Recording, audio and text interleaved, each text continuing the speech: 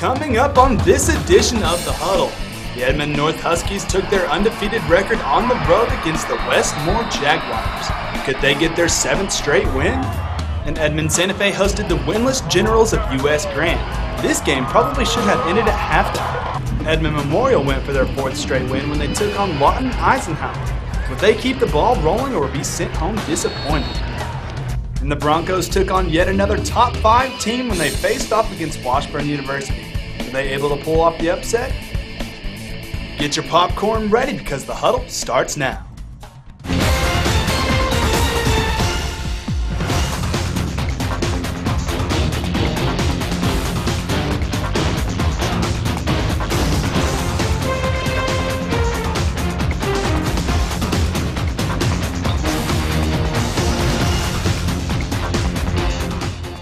All right, thank you for joining us on this week's episode of The Huddle. I'm your host, Terry Fox. Alongside me are my co-hosts, Juan Garrett and Courtney Landsberger.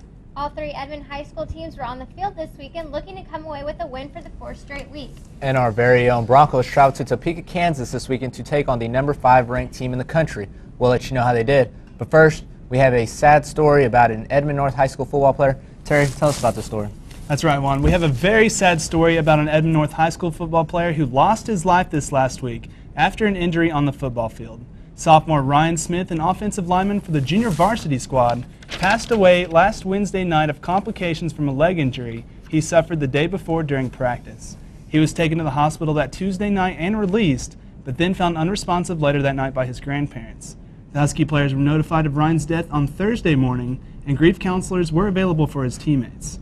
With heavy hearts, the Edmond North Huskies took the field Friday night against the Westmore Jaguars, looking to keep their winning streak alive and looking to win one for Ryan. Let's take a look. The Edmond North Huskies took their undefeated record on the road this weekend to take on the very tough Westmore Jaguars. The Huskies struck first in this one as Ken Bingham connects on a 34-yard field goal to put the Huskies up 3-0 in the second quarter. That Jaguar defense would get their chance against Jesse Matthews here, causing a fumble. They would recover, giving him great field position.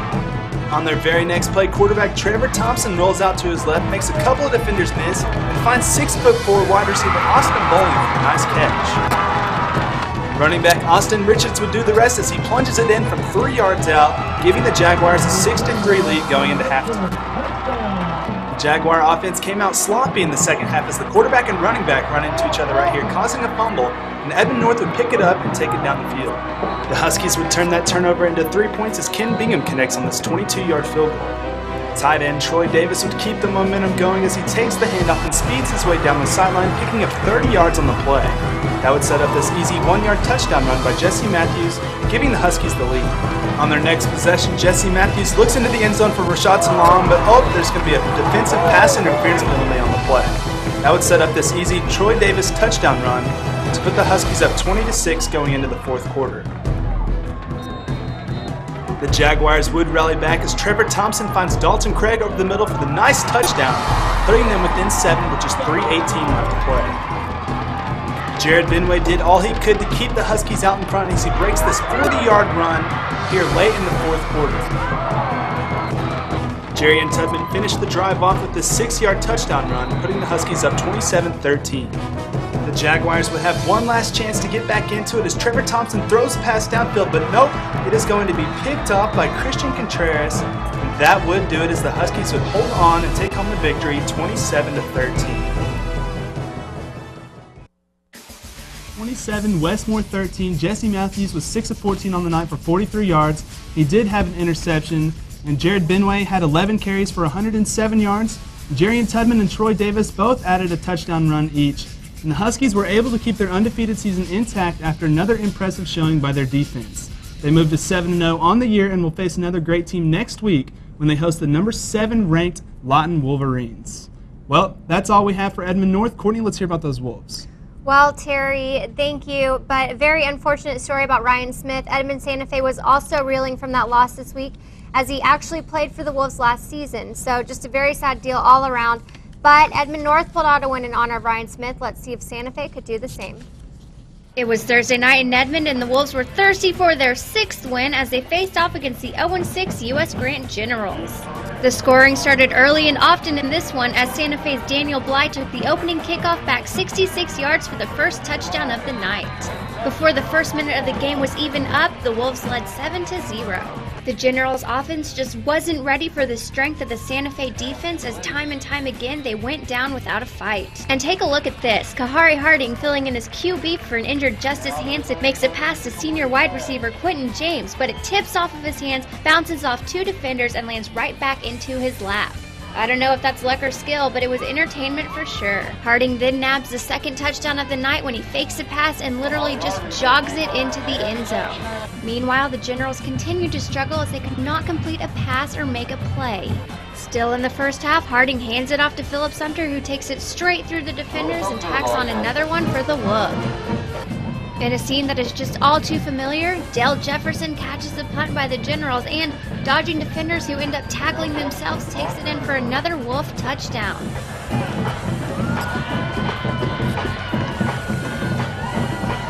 Check out this great play by senior linebacker Staten Banks as he picks off the ball from Harding, outruns and shakes off defenders and completes another TD.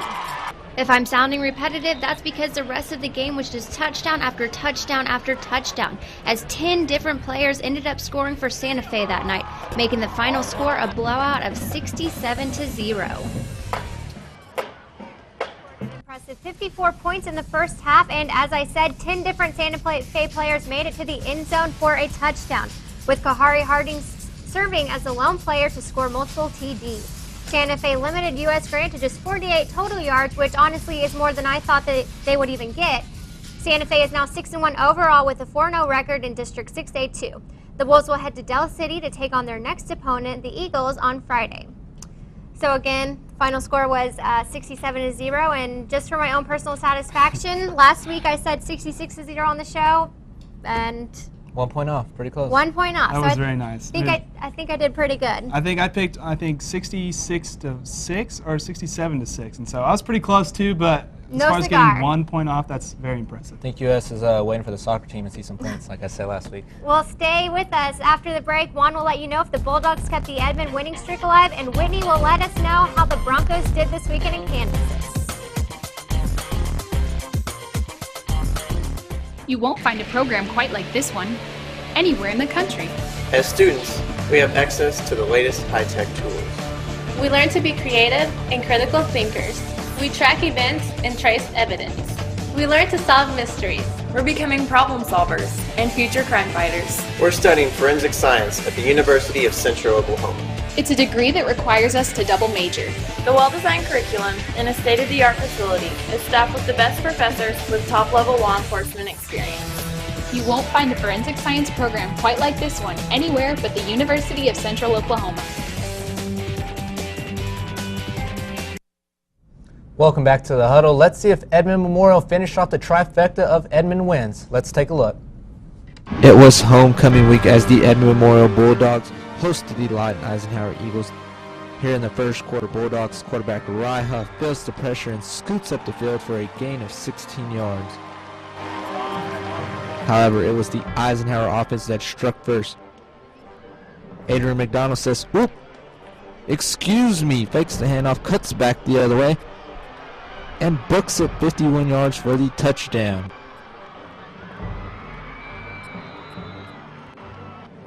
The Bulldogs' Justin Thackerson lays a hit here on a Eisenhower receiver. Senior Gavin Fouts was crowned king as he crowns his queen here. However, the halftime festivities wouldn't change the momentum for the Bulldogs. Tay Douglas plunges in from a yard out to extend the Eagles' lead to 38-0. The Bulldogs' Rye Huff sneaks through the defense for a 6-yard touchdown run. Lawton Eisenhower would take this contest with the final score being 38-7. It was homecoming week as the Edmond Memorial Bulldogs Memorial 38-7. Daniel Smith had 13 carries for 62 yards.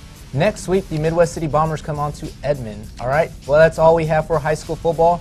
Let's send it over to Whitney Kunchik to see how the Broncos did this weekend. Whitney?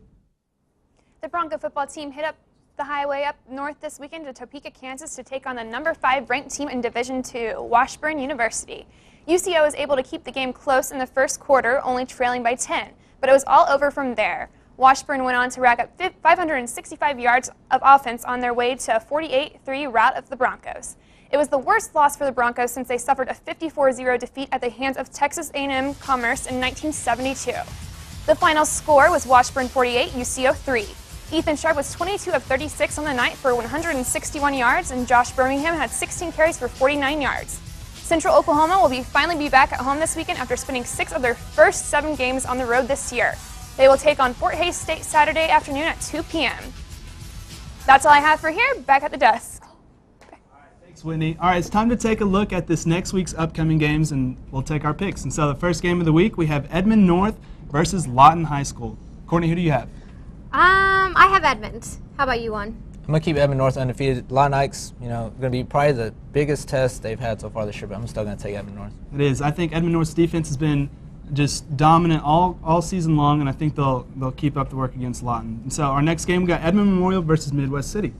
You just saw Memorial's performance wasn't too great this week. Midwest City's a lot better than Lawton Ike. I'm going to take Midwest City. Courtney?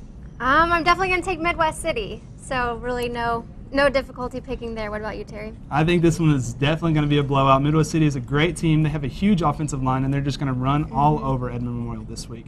All right, our third game of the week, we got Edmond Santa Fe at Del City. I have Edmond Santa Fe. Del City, they're okay, I guess, but we've seen Santa Fe prove themselves time and time again. What about you, Juan? Del City's struggling, very down year this year. I'm going to take Santa Fe. That'll be 3 for 3. I'll go ahead and take Edmond Santa Fe as well. I saw Del City play earlier this year against Edmond North, and it wasn't much of a game at all. And so our last game of the week, we got UCO versus Fort Hays State. They're finally back at home. Courtney, who do you have? I don't know. I want to pick UCO, but I'm just going to pick UCO this week. I think they'll help me out, I hope. Juan? We went 4-0 last week. I'm trying to go 4-0 again this year. I want to say Fort Hays State, but they're 2-5. UCL's back at home. UCL's winning this game this weekend. All right, we'll go 3 for 3 in this one as well. Our school spirit seems like it's pretty good this week. I think UCO played great last time they were at home, and they'll continue to do that this week against Fort Hays State. And so, all right, well, it's after a great week of high school football, it's time to see where the best of the best stand. Let's take a look at this week's top 5 plays of the week.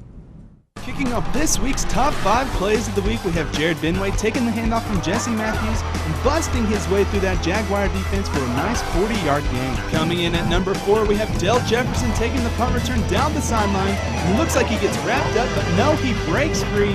It makes another U.S. Grant player look silly, and then the rest of the way it's smooth sailing as he follows his game of blockers into the end zone for an easy touchdown. Taking the number 3 spot, we have Edmond North's Christian Contreras making a great break on the ball, making the game-sealing interception that would give the Huskies their 7th straight win.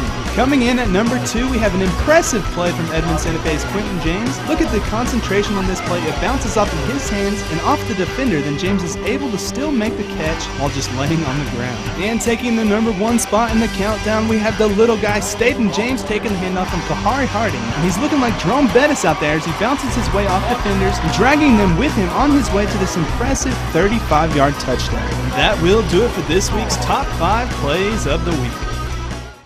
All right, now that'll do it for this week's edition of The Huddle. As always, remember to check us out right here every Tuesday for the latest news on your UCO Broncos. And for all you high school football fans out there, don't forget, we'll have all the highlights for your Edmond High School teams as well. And remember, for the latest news 24/7, you can check out UCO360.com, or you can check us out on our U Central Facebook page for all the latest. Have a great night, everyone.